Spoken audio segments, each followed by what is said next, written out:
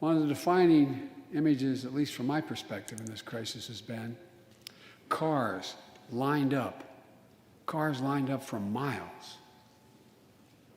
And not people just barely able to start those cars, nice cars, lined up for miles, waiting for a box of food to be put in their trunk. I don't know about you, but I didn't ever Joe think I'd Biden see really that. is the first president to get more youthful throughout the presidency. Fault of their own. Motherfuckers got more youthful, dude. I don't know how. Fault of their own. These people are in this position. That's why the rescue plan is delivering food and nutrition assistance to millions of Americans facing hunger. And hunger is down sharply already. We're also providing rental assistance. You all know this, but the American people, I want to make sure they understand. Keeping people from being evicted from their homes. Providing loans to small businesses that reopen and keep their employees on the job. During these 100 days, an additional 800,000 Americans enrolled in the Affordable Care Act when I established a special sign-up period to do that.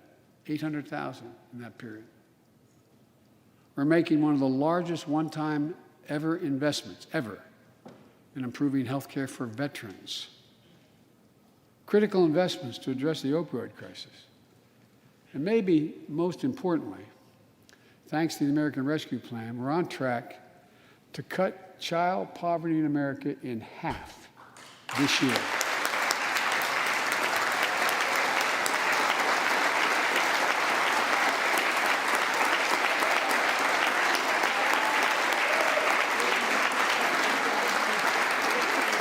And in the process,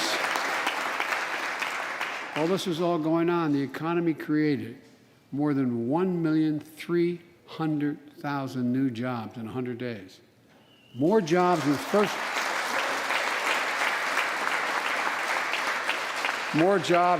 100 days than any president on record. The International Monetary Fund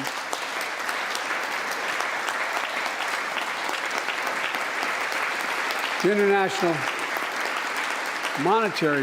that a pillow? Is now estimating our economy will grow at a rate of more than 6% this year. That will be the fastest pace of economic growth in this country in nearly 4 decades. America's moving forward, but we can't stop now. We're in competition with China and other countries to win the 21st century. We're at a great inflection point in history. We have to do more than just build back better. We have to build back better. We have to compete more strenuously than we have. Throughout our history, if you think about it, public investment in infrastructure has literally transformed America, our attitudes as well as our opportunities. The Transcontinental Railroad, the interstate highways, united 2 oceans and brought a totally new age of progress to the United States of America. Universal public schools and college aid opened wide the doors of opportunity. Scientific breakthroughs took us to the moon. Now we're on Mars, discovering vaccines, gave us the internet, and so much more. Get fucked. These are investments we made together as one country, and investments that only the government was in a position to make. Time and again, they propel us into the future. That's why I proposed the American Jobs Plan, a once-in-a-generation investment in America itself. This is the largest jobs plan since World War II. It creates jobs to upgrade our transportation infrastructure, jobs modernizing our roads, bridges, highways, jobs building ports and airports, rail corridors, transit lines. It's clean water. And today, up to 10 million homes in America and more than 400,000 schools and child care centers have pipes with lead in them, including drinking water. A clear and present danger to our children's health. American Jobs Plan creates jobs replacing 100% of the nation's lead pipes and service lines, so every American can drink clean water.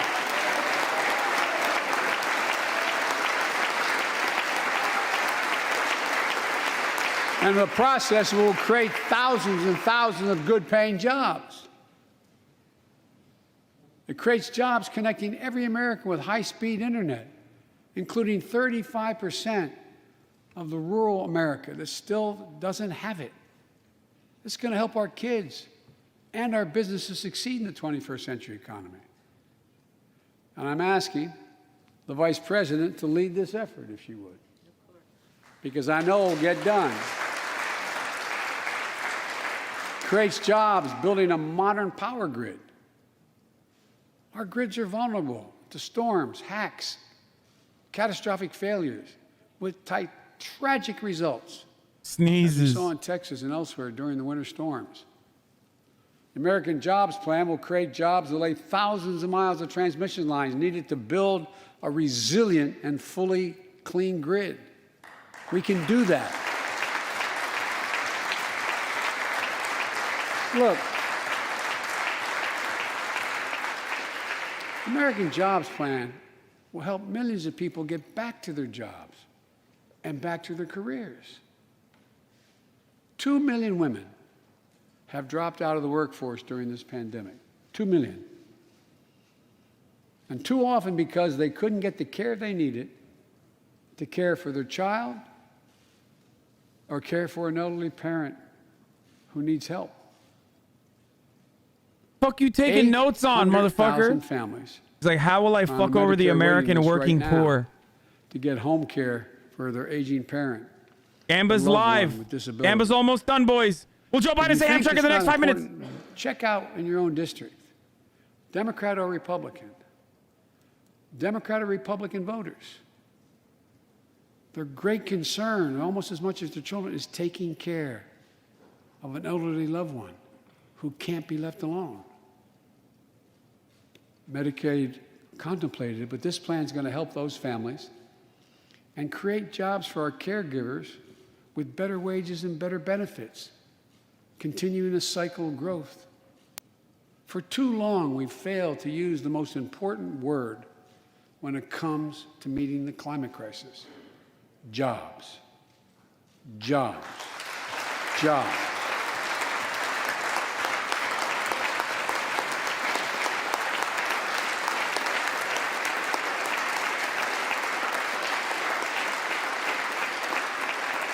For me, when I think climate change, I think jobs. The American Jobs Plan will put engineers and construction workers to work building more energy-efficient buildings and homes. It's a really good approach. I've said this before to climate change, to tackling the climate change issue charging stations along as an economic issue. So we can own the electric car market. Farmers planting cover crops so they can reduce the carbon dioxide in the air and get paid for doing it. Look, think about it. There is simply no reason why the blades for wind turbines can't be built in Pittsburgh instead of Beijing. No reason. None. No reason. So, folks, there's no reason why. Dude, motherfucker in the chat said, Yinin, the Trump troll said, canceled Keystone Pipeline with 11,000 jobs. Those are all fucking temporary jobs. Shut the fuck up, bitch. Shut up, bitch. In the world. The American Jobs Plan is going to create millions of good-paying jobs, jobs Americans can raise a family on. He did say Amtrak. And my dad would then say, with a little breathing room. I don't know if he did it, actually. All the investments in the American Job Plan will be guided by one principle: buy American. I don't know if he did. Buy American. And I might note parenthetically, that does not violate any trade agreement. It's been the law since the 30s. Buy American. American tax dollars are going to be used to buy American products made in America to create American jobs. That's the way it's supposed to be, and it will be in this administration.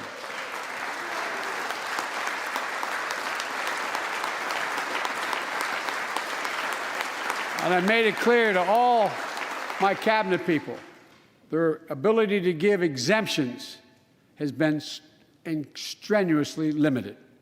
It will be American products. Now, I know some of you at home are wondering whether these jobs are for you. So many of you, so many of the folks I grew up with, feel left behind, forgotten, in an economy that's so rapidly changing. It's frightening. I want to speak directly to you, because you think about it. That's what people are most worried about. Can I fit in?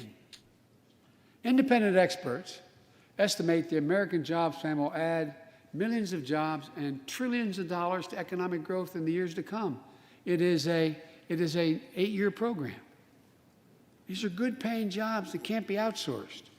Nearly 90% of the infrastructure jobs created in the American Jobs Plan do not require a college degree.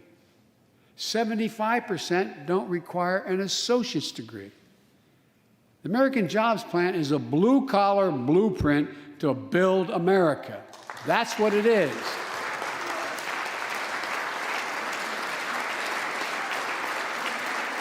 Goddamn, And bro. it recognizes something I've always said in this chamber and the other. Good guys and women on Wall Street, but Wall Street didn't build this country. Sorry, believers. The middle class built the country, and unions built the middle class. So that's why I'm calling on Congress to pass Protect the Right to Organize Act, the PRO Act, and send it to my desk so we can support the right to unionize. Pretty solid. They're getting a lot of. And by the way, while you're thinking about sending things to my You're getting a desk, lot of exercise. let's raise the minimum wage to $15. No one. Yeah, where the fuck is Joe Manchin? No one working Hand over to Joe 40 hours Manchin. a week. I want to know what the fuck Joe 40 Manchin. hours a week should live below the Bro, poverty Liz Cheney line. literally is like, no. We need to ensure greater equity and opportunity for women. And while we're doing this, let's get the Paycheck Fairness Act to my desk as well. Equal pay. It's been much too long. And if you wonder whether it's too long, look behind me. And finally, the American Jobs Plan will be the biggest increase in non-defense research and development on record. We'll see more technological change. And some of you know more about this than I do. We'll see more technological change in the next 10 years than we saw in the last 50. Amtrak Joe, That's come how on. rapidly Will he say it? artificial intelligence and so much more is changing. And we're falling behind the competition with the rest of the world. Decades ago, we used to invest. Oh, I 2% thought of he our did gross another. domestic I thought there was a new one. product. 2% of our gross I thought the domestic product. same, the bet you Research and restarted it. development. Never mind. Today, Mr. Secretary, that's less than 1%. China and other My countries bad. are I thought there was a closing new in one coming up. fast. We have to develop and dominate the products and technologies of the future. Advanced batteries. Every line of this speech should be followed by a Biotechnology. parenthetical that goes approximately in Senator Computer Manchin. Is that chips. okay? Yeah, literally Clean just energy. Panda Manchin. I want to know what Manchin's take is. The Secretary of Defense can tell you, and those of you who work on national security issues know, the Defense Department has an agency called DARPA, the Defense Advanced Research Project Agency. The people who set up before I came here, and that's been a long time ago, to develop breakthroughs that enhance our national security. That's It's a their pretty only job. solid speech. And it's a semi-separate agency. It's under the Defense Department. It's led to everything from the discovery of the internet to GPS and so much more that's enhanced our security. The National Institute of Health, the NIH, I believe, should create a similar advanced research Making things in projects America will agency just make for them more health. expensive. People don't have good income to pay. It'll increase the wage gaps even more. And that would, here's what it would do. Thank you, my neoliberal It friend. have a singular purpose, to develop breakthroughs to prevent, detect, and treat diseases like Alzheimer's, diabetes, and cancer. I'll still never forget when we passed the cancer proposal in the last year as vice president. Almost $9 million going to NIH. And they've excused the point of personal privilege. I'll never forget you standing, Mitch, and saying, name it after my deceased son. It meant a lot. But so many of us have deceased sons, daughters, and relatives who died of cancer. I can think of no more PROACT? worthy investment. Is it any good? Yes, it's very good. I know of nothing that is more bipartisan. So let's end cancer as we know it. It's within our power. It's within our power. I was going to say, it. Republicans are probably not going to sit for that one. You know what I mean? Imagine Republicans like, nah, fuck that, dude. I'm pro-cancer, motherfucker. Fuck you, Joe Biden. I mean, that one is literally so that everyone gets up and claps. That's what that take is often for. had bipartisan support in the past. Vice President Harris and I met regularly in the Oval Office with Democrats and Republicans and discussed the jobs plan. And I applaud a group of Republican senators who just put forward their own proposal. So let's get to work. I wanted to lay out before the Congress my plan before we got into the deep discussions. I'd like to meet with those who have ideas that are different, they think are better. I welcome those ideas. But the rest of the world is not waiting for us. I just want to be clear. From my perspective, doing nothing is not an option.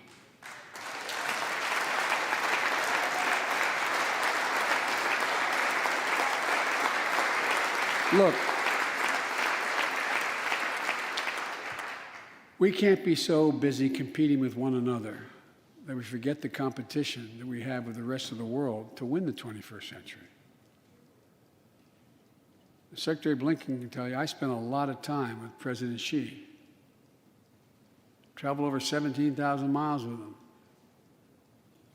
Spent, they tell me, over 24 hours in private discussions with him. SpaceX is doing the moon mission chat for the chatters who are asking about NASA.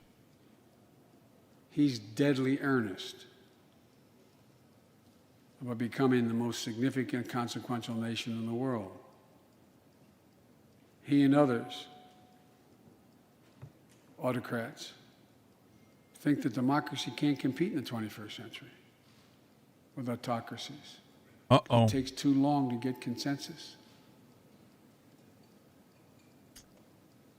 To win that competition for the future, That's why we're glassing Iran. we also need to make a once-in-a-generation investment in our families and our children.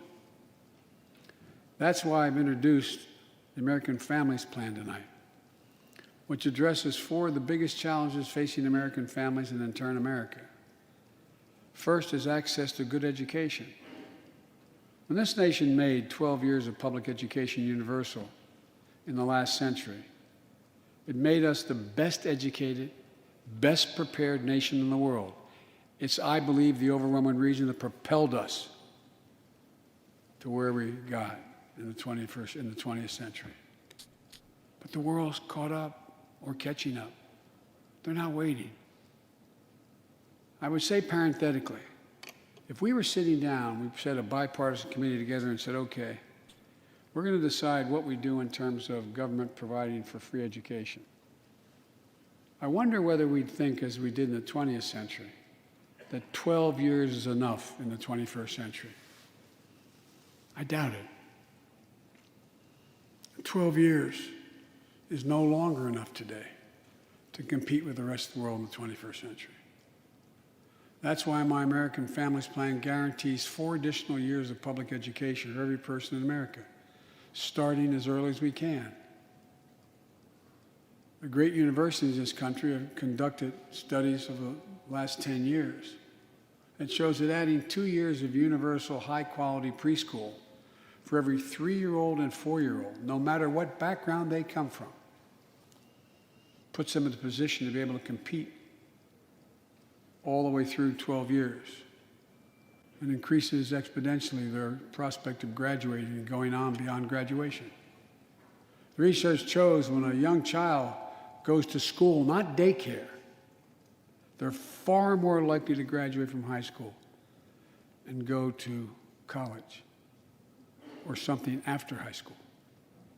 When you add 2 years of free community college on top of that, you begin to change the dynamic. We can do that.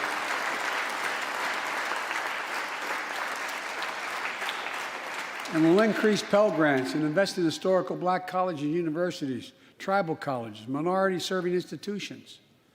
The reason is they don't have the endowments. But their students are just as capable of learning about cybersecurity, just as capable of learning about metallurgy, all the things that are going on that provide those jobs of the future. Jill is a community college professor who teaches today as First Lady. She's long said,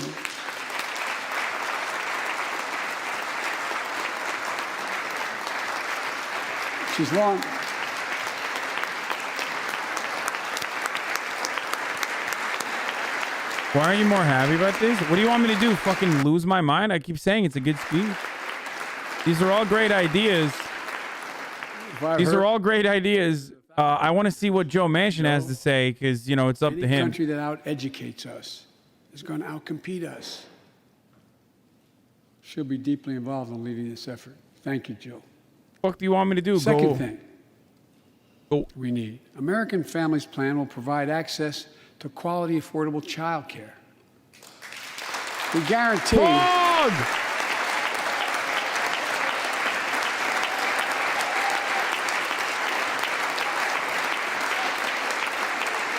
When I'm proposing the legislation, we guarantee that low and middle income families will pay no more than 7% of their income for high quality care for children up to the age of 5. The most hard-pressed working families won't have to spend a dime. Third, the American Families Plan will finally provide up to 12 weeks of Will paid Biden leave mention and NASA in the next 5 minutes? family Gamba. It's almost done. Get in, Gamba. We're one of the few industrial countries in the world. No one should have to choose between a job and a paycheck or taking care of themselves and their loved ones or parent or spouse or child. Oh, is that the old one? What the fuck? Fourth, why am I seeing the Gamba American Family late? Plan puts directly into the pockets of millions of Americans. What's the Gamba then now? In March, we expanded tax credit for every child in a family. It only shows up... Up to $3,000 per child if they're under 6 years of age. It's the student loan debt over 6 years of age. And $3,600 Fuck, dude. for children over 6 years of age. With 2 parents, 2 kids, that's $7,200 in the pockets that are going to help take care of your family.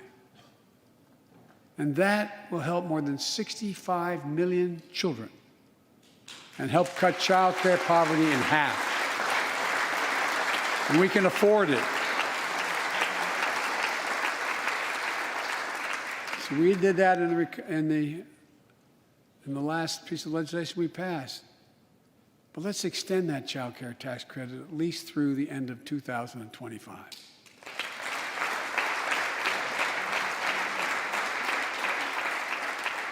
The American Rescue Plan lowered health care premiums for 9 million Americans who buy their coverage under the Affordable Care Act. I know that's really popular this side of the aisle. But let's make that provision permanent so their premiums don't go back up.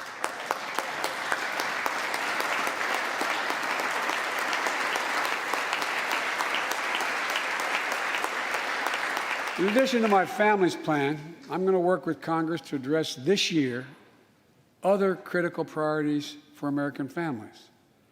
The Affordable Care Act has been a lifeline for millions of Americans, protecting people with pre-existing conditions, protecting women's health, and the pandemic has demonstrated how badly it's needed.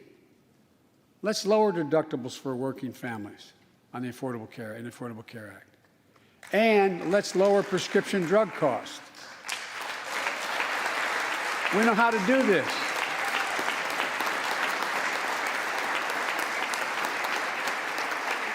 The last president had that as an objective. We all know how outrageously expensive drugs are in America. In fact, we pay the highest prescription drug prices of anywhere in the world, right here in America. nearly 3 times, for the same drug, nearly 3 times what other countries pay. We have to change that, and we can. Let's do what we talked about for all the years I was down here in this body, in Congress. Let's give Medicare the power to save hundreds of billions of dollars by negotiating lower drug prescription prices.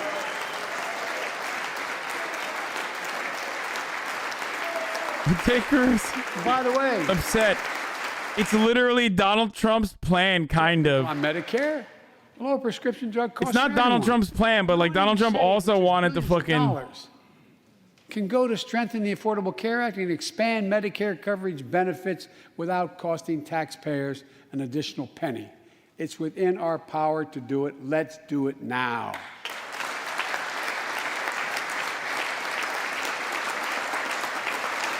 We've talked about it long enough, Democrats and Republicans. Let's get it done this year. This is all about a simple premise. Health care should be a right, not a privilege in America.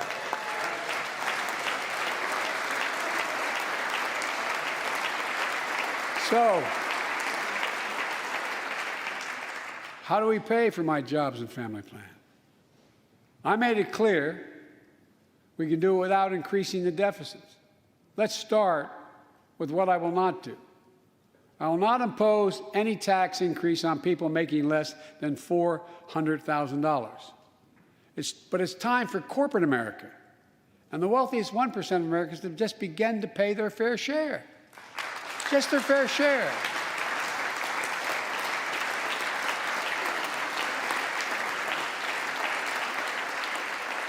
Sometimes I have arguments Mitt with Romney is my not happy about that. friends in the Democratic Party. I think you should be able to become a billionaire and a millionaire, but pay your fair share. A recent study shows that 55 of the nation's biggest corporations paid 0 federal tax last year. Those 55 corporations made in excess of $40 billion in profit. Uh-oh. A lot of companies also evade taxes through tax havens in Switzerland and Bermuda. They're not going to like that, Cayman dude. Islands. Republicans are not. And they benefit from tax loopholes and deductions for offshoring jobs and shifting profits overseas. It's not right. We're going to reform corporate taxes so they pay their fair share and help pay for the public investments their businesses will benefit from as well.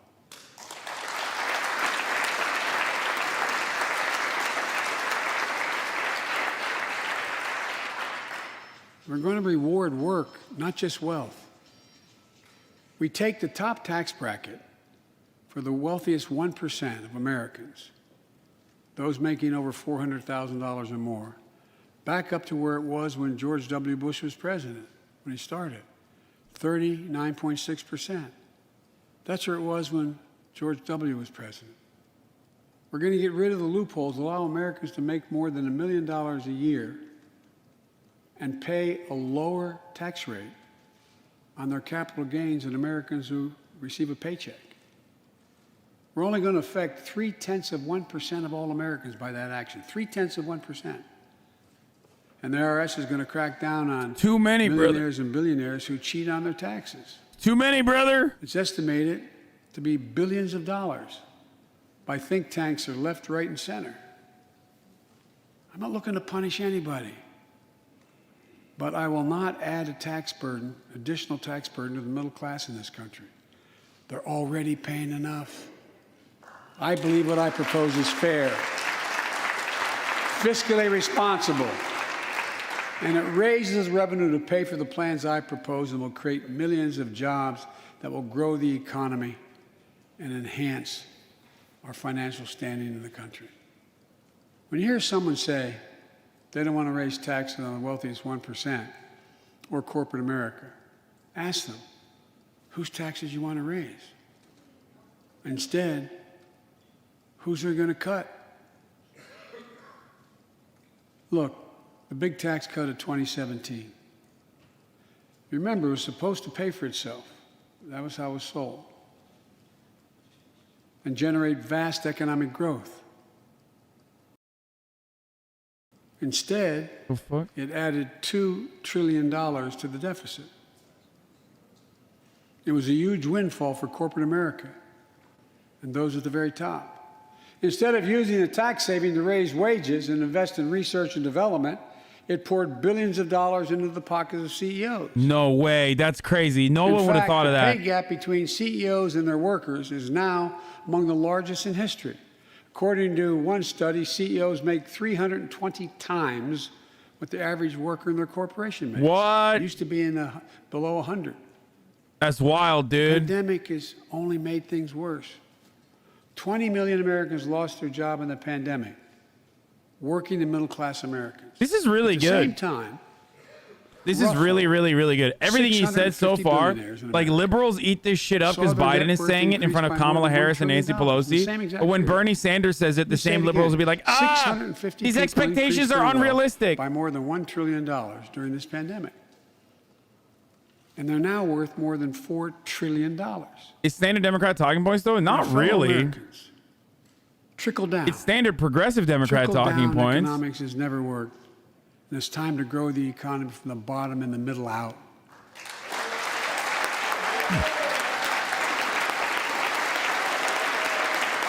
The problem here, of course, is that there will not be follow through. You know, There's not going to be follow through, and there's going to be broad hurdles that consensus they for won't Congress, address. Left, right, and center, and they agree. What I'm proposing will help create millions of jobs and generate historic economic growth. These are among the highest values investments we can make as a nation. I've often said our greatest strength is the power of our example, not just the example of our power. My Saltily conversations with quiet. world leaders, and I've spoken over 38, 40 of them. That's me. I'm salty that I've Joe made it Biden is known. saying things that I like. I've made it known that America's back. And you know what they say? The comment I hear most of all from them is they say, we see America's back, but for how long? But for how long? My fellow Americans, we have to show not just that we're back, but that we're back to stay, and that we aren't going to go it alone. We're going to do it by leading with our allies. No one. He should literally just straight up call out fucking Joe Manchin in this speech and Kirsten Sinema. That's what Trump would do. That's some shit that Trump would do, and he would be right to do so. Experiencing what we're experiencing now, the pandemics.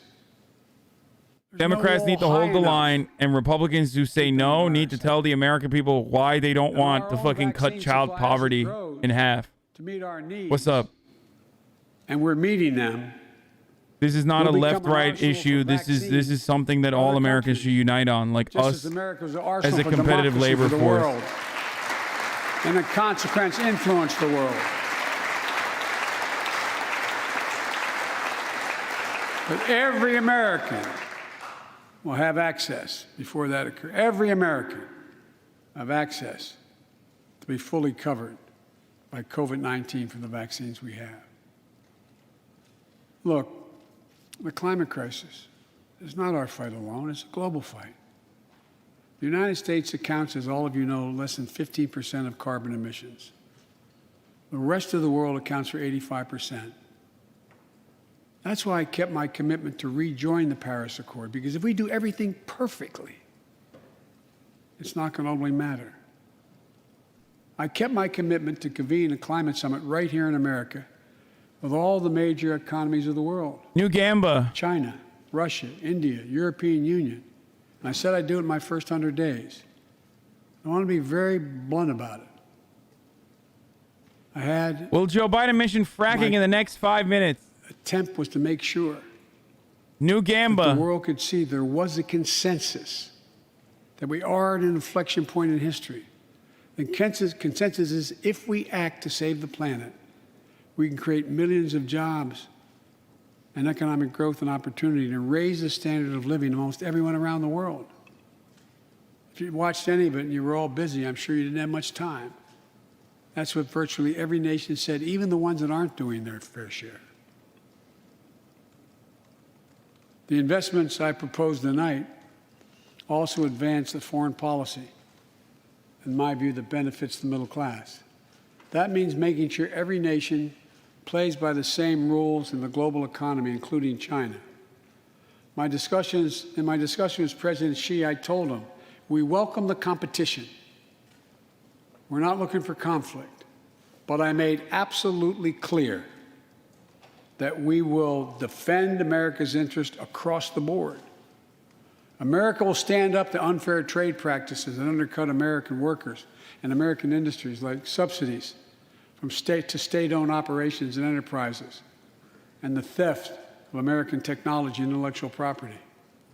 I also told President Xi that we'll maintain a strong military presence in the Indo-Pacific, just as we do with NATO and Europe, not to start a conflict, but to prevent one.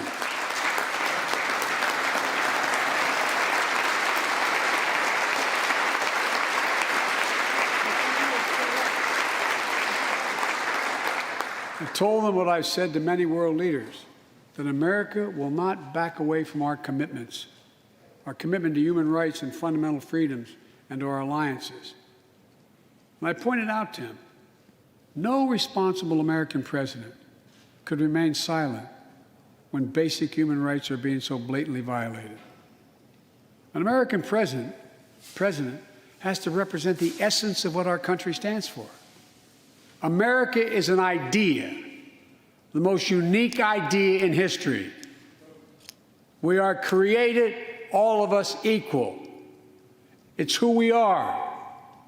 And we cannot walk away from that principle and, in fact, say we're dealing with the American idea.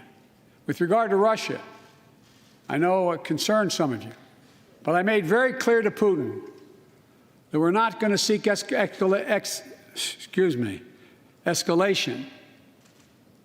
but their actions will have consequences. They turn out to be true, and they turned out to be true.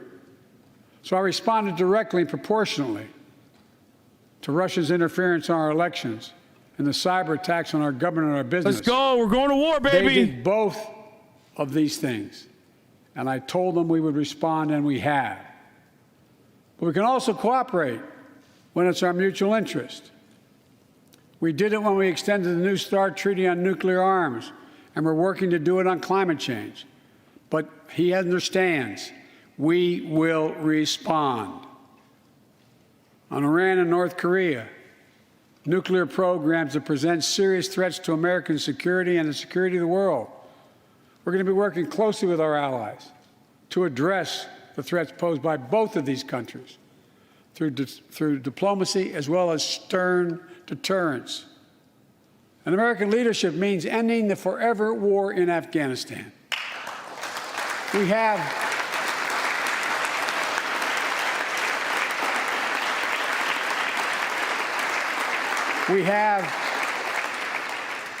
without hyperbole, the greatest fighting force in the history of the world. I'm the first president in 40 years and knows what it means to have a son serving in a war zone. Today, we have service members serving in the same war zone as their parents did. We have service members in Afghanistan who are not yet born on 9/11. The war in Afghanistan, as we remember the debates here, were never meant to be multi-generational undertakings of nation building.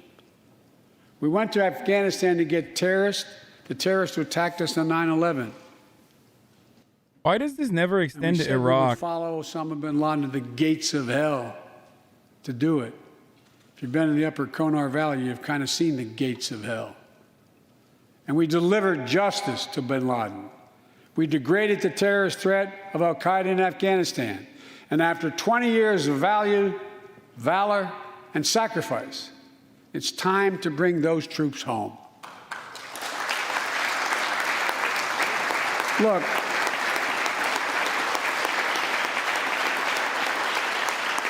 even as we do, we'll maintain over-the-horizon capacity to suppress future threats to the homeland.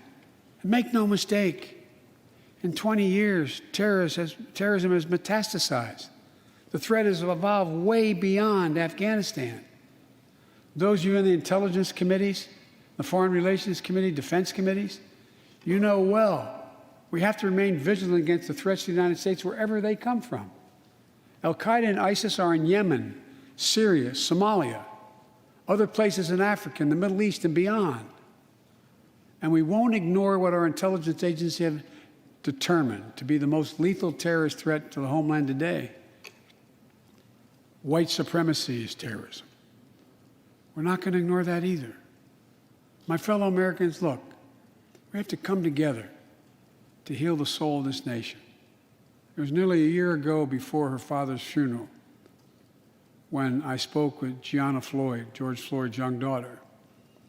She's a little tyke, so I was kneeling down to talk to her so I could look her in the eye. She looked at me, she said, "My daddy changed the world." Well, after the conviction of George Floyd's murderer, we can see how right she was if we have the courage to act as a Congress. We've all seen the knee of injustice on the neck of Black Americans. Now's our opportunity to make some real progress. The vast majority of men and women wearing a uniform and a badge serve our communities, and they serve them honorably. I know them. I know they want...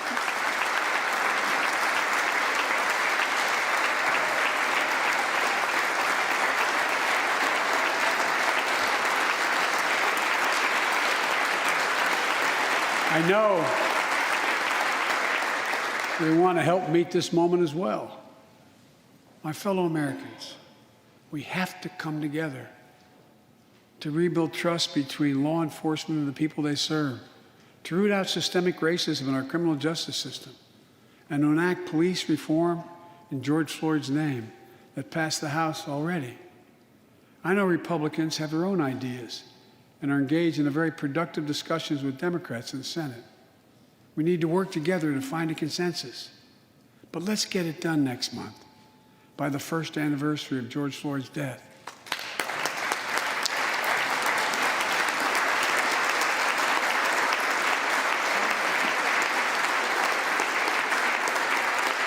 The country supports this reform, and Congress should act. We have a giant opportunity to bend the arc of the moral universe toward justice, real justice. And with the plans outlined tonight, we have a real chance to root out systemic racism that plagues America and American lives in other ways.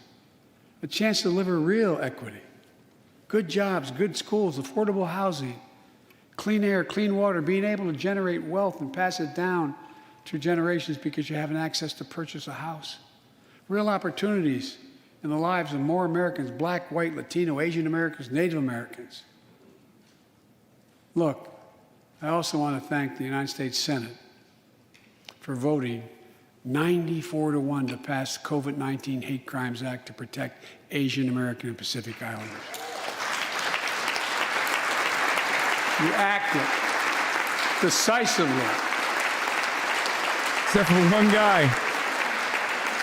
You can see on television the viciousness of the hate crimes we've seen over this past year and for too long. I urge the House to do the same and send that legislation to my desk, which I will gladly, anxiously sign. I also hope Congress will get to my desk the Equality Act to protect LGBTQ Americans. For all transgender Americans watching at home, especially young people, you're so brave. I want you to know your president has your back. Another thing, let's authorize the Violence Against Women Act, which has been law for 27 years.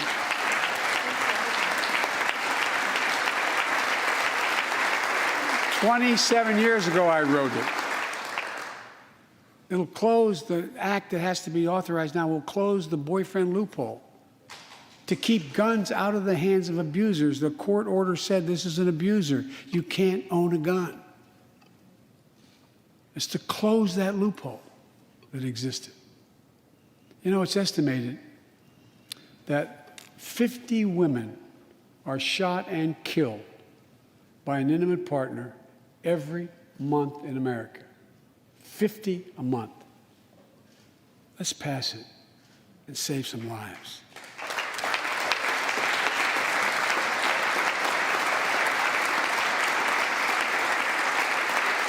And I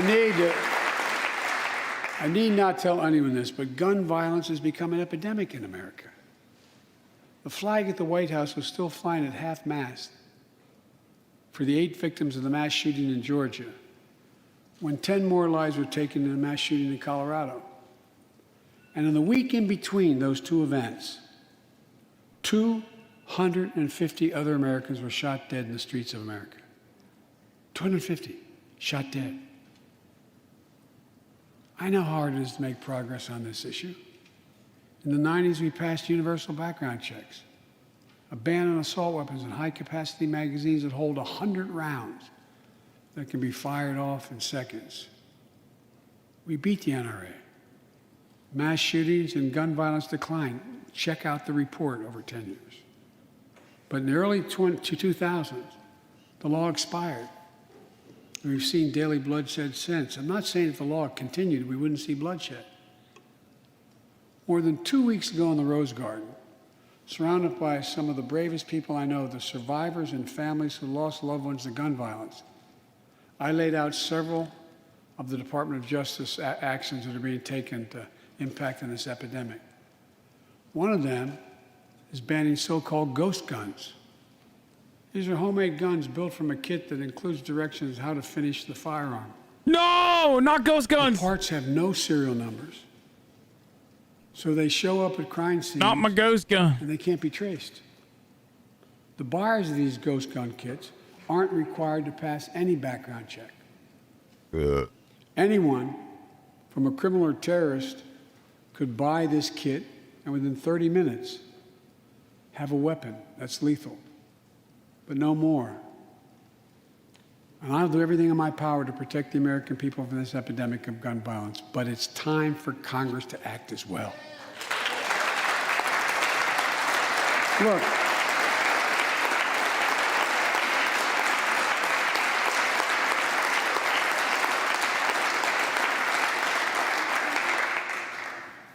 I don't want to become confrontational, but we need more Senate Republicans to join the overwhelming majority of Democratic colleagues and close the loopholes required in background check purchases of guns. We need a ban on assault weapons and high-capacity magazines. And don't tell me it can't be done. We did it before and it worked. Talk to most responsible gun owners and hunters. They'll tell you there's no possible justification for having 100 rounds in a weapon. What do you think, deer wearing Kevlar vests? I don't care about Joe Manchin's fucking reaction when it's an issue that he agrees with. People today who are able to buy a gun, but shouldn't be able to buy a gun. These kinds of reasonable reforms have overwhelming support from the American people, including many gun owners. The country supports reform, and Congress should act. This shouldn't be a red or blue issue. And no amendment to the Constitution is absolute. You can't yell fire in a crowded theater. From the very beginning, there were certain guns, weapons, that could not be owned by Americans. Certain people could not own those weapons ever. We're not changing the Constitution. We're being reasonable. I think this is not a Democrat or Republican issue. I think it's an American issue. And here's what else we can do. Immigration has always been essential to America. Let's end our exhausting war over immigration. For more than 30 years, politicians have talked about immigration reform, and we've done nothing about it. It's time to fix it. On day one of my presidency, I kept my commitment and sent a comprehensive immigration bill to the United States Congress. If you believe we need to secure the border, pass it, because it has a lot of money for high-tech border security. If you believe in a pathway to citizenship, pass it. It's over 11 million undocumented folks, the vast majority of here overstaying visas. Pass it. We can actually, if you actually want to solve a problem, I've sent a bill to take a close look at it. We also have to get at the root problem of why people are fleeing, particularly to our southern border from Guatemala, Honduras, and El Salvador. The violence, the corruption, the gangs, the political instability, hunger, hurricanes, earthquakes, natural disasters. When I was president, when I was vice president, the president asked me to focus on providing help needed to address the root causes of migration. and it helped keep people in their own countries instead of being forced to leave. The plan was working, but the last administration decided it was not worth it. I'm restoring the program and asked Vice President Harris to lead our diplomatic effort to take care of this. I have absolute confidence she'll get the job done. Now look, if you don't like my plan, let's at least pass what we all agree on. Congress needs to pass legislation this year to finally secure protection for dreamers. The young people have only known America as their home. Yeah. Ted Cruz more like Ted Snooze, I know. And permanent protection for immigrants who are here Fucking on got temporary 'em, protective dude. status who came from countries beset by man-made and I still got it, natural-made baby. violence and disaster. As well as a pathway to citizenship for farm workers who put food on our tables. Look, immigrants have done so much for America during this pandemic and throughout our history. The country supports immigration reform. We should act. Let's argue over it. Let's debate it. But let's act. And if we truly want to restore the soul of America, we need to protect the sacred right to vote. Most people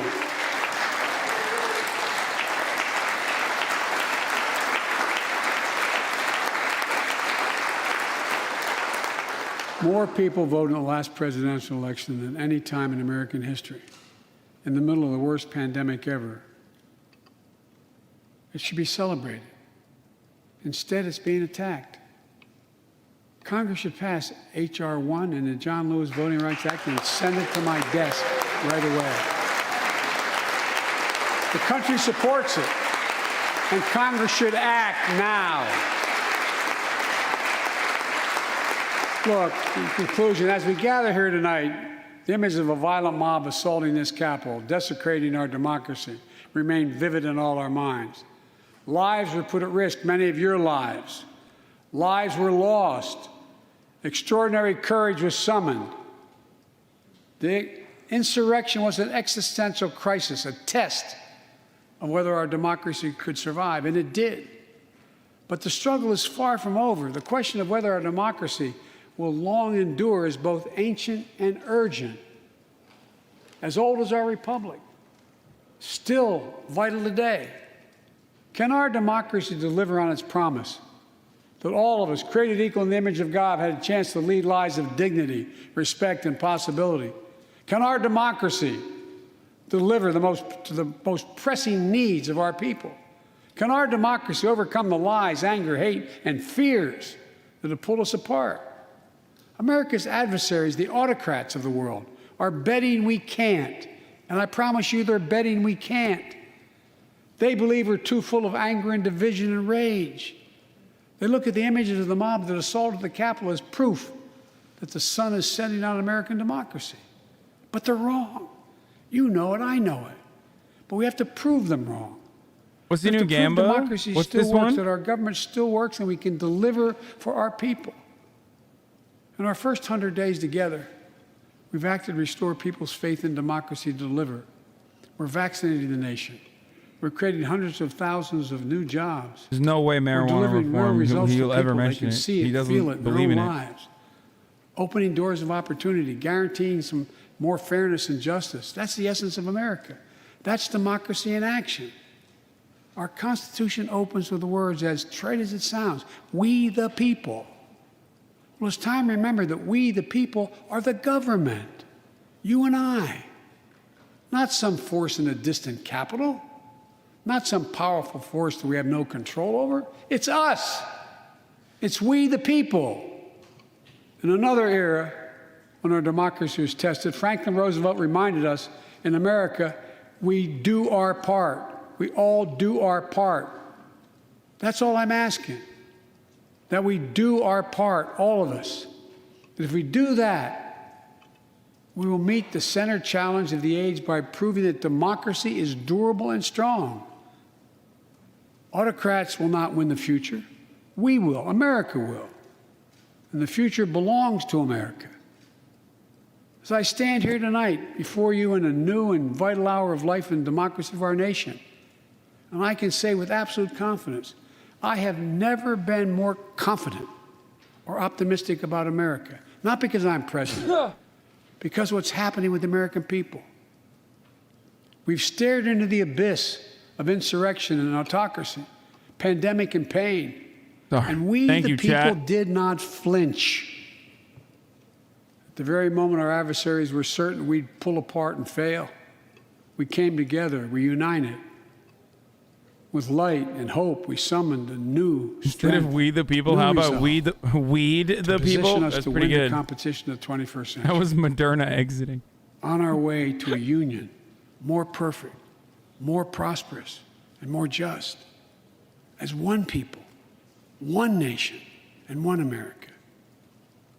Folks, as I told every world leader I've ever met with over the years, it's never, ever, ever been a good bet to bet against America, and it still isn't.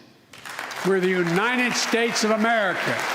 There's not a single thing, nothing beyond our capacity. We can do whatever we set our minds to if we do it together. So let's begin to get together. God bless you all, and may God protect our troops. Thank you for your patience. There it is, boys. Now, all right, before we move on for President Joe Biden, some reacts, before I get to the reacts, it's top of the hour, every hour. It's time for a 60-second ad break. We, the people, are going to watch an ad break, and then I'm going to give you my thoughts. If you want an ad-free broadcasting experience, all you need to do is subscribe. You could do it for $5 or for free. Sorry to the believers. He did not say weed. I don't know why the fuck you believe that he would actually bring that up. But here's the ad break coming to you right now. If you have an Amazon Prime account, you can connect it to your Twitch. You get one free Prime subscription a month. Use it on your favorite streamer, or you can use it on me. Get it? Because I'm probably not your favorite streamer. Just kidding. I am your favorite streamer, motherfucker. Anyway, here's the 1-minute ad break now. Okay. So, let me tell you something, folks. This was pretty good. Obviously, it's still missing student loan debt relief. Right? That's pretty fucking not great. That's not very poggers. But ultimately a lot of this was basically like, I mean, listen. My man stole Bernie's flow. You know what I mean? And in a good way. And I'm very happy about it. Now, do I believe that he's actually going to follow through on this? Or do I believe the Democratic Party is going to follow through on the promises? I don't know.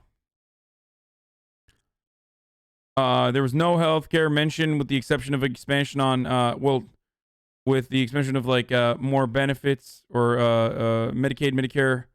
Not expansion necessarily, but subsidies.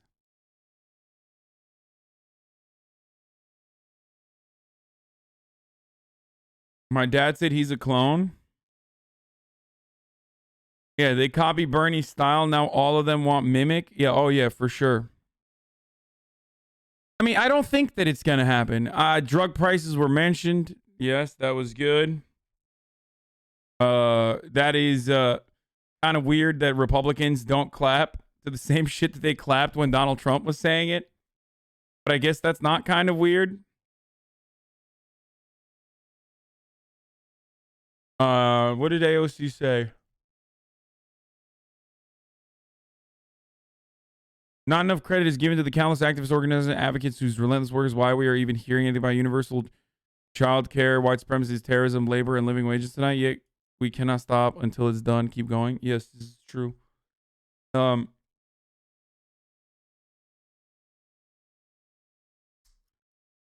only clapped for cancer, and in the end, yes. Right now is striking. President Biden is staying in the chamber. Normally, it's noisy. People are milling around, but there are so few people there. They've gathered in the front of the House. Yeah, I don't give a fuck if they literally are. Like, you think I give a fuck if they called Medicare for All the Biden-Obama program? I don't give a shit. I don't even give a fuck if they call it Trump care, motherfucker. I care about actual policies getting passed, right? So I'm kind of happy about what I just saw here. It was a pretty solid. It was a pretty solid speech.